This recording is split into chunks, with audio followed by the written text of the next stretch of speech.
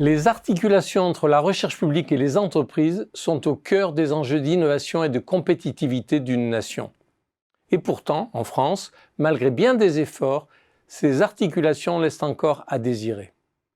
Quand on sait que la recherche publique représente un budget annuel de 28 à 29 milliards d'euros pour 2021 puis 2022, on est en droit de s'en préoccuper. En 1965, Michel Debré, ancien Premier ministre, justifiait la recherche publique dans la revue qui allait devenir La Recherche à travers 4 objectifs. 1. La soif de connaissance et le rayonnement scientifique du pays. 2. La souveraineté, les recherches de défense nationale. 3. Le développement économique. 4. Le bien-être des populations, typiquement par exemple la santé.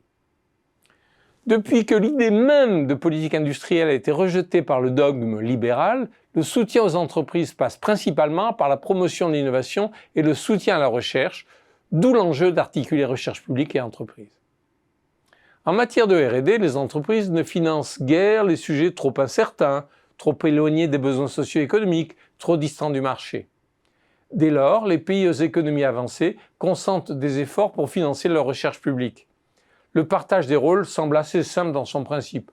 Au public, la recherche scientifique amont, de base, fondamentale, disons pour faire court, la production de connaissances.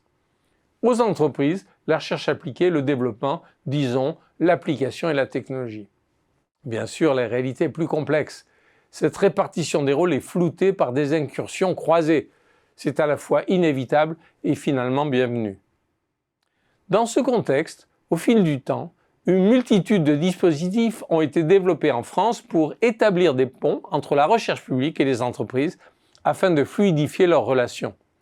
Convention CIFRE, ANVAR, direction de la valorisation dans les organismes publics de recherche et dans les universités et les écoles, SAT, Institut Carnot, la liste est longue. Pourtant, il est difficile d'articuler ces deux mondes. Bien difficile. Un triple constat sanctionne les efforts indéniables de la puissance publique pour mieux articuler recherche publique et entreprise. 1. Les logiques de la recherche publique ne sont pas celles des entreprises.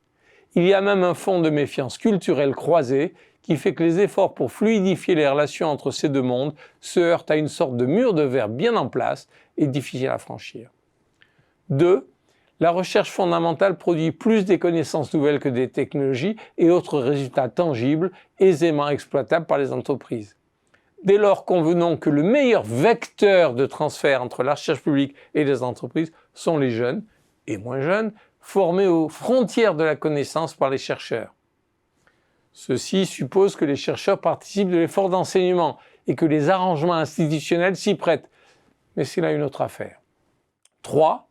Une partie des dispositifs mis en place pour aider les laboratoires de recherche publique à dialoguer avec les entreprises ont eu la fâcheuse tendance à trop vouloir protéger ces labos au risque d'être contre-productifs. Des négociations sans fin, des exigences économiques trop élevées, etc. À tel point qu'un haut responsable de la recherche publique m'a glissé un jour qu'il était favorable à ce que la recherche publique transfère ses résultats sans contrepartie économique, en tout cas vers les entreprises françaises et européennes, plutôt que de voir les efforts déployés pour promouvoir ces transferts les entraver et s'avérer ainsi être au final contre-productifs.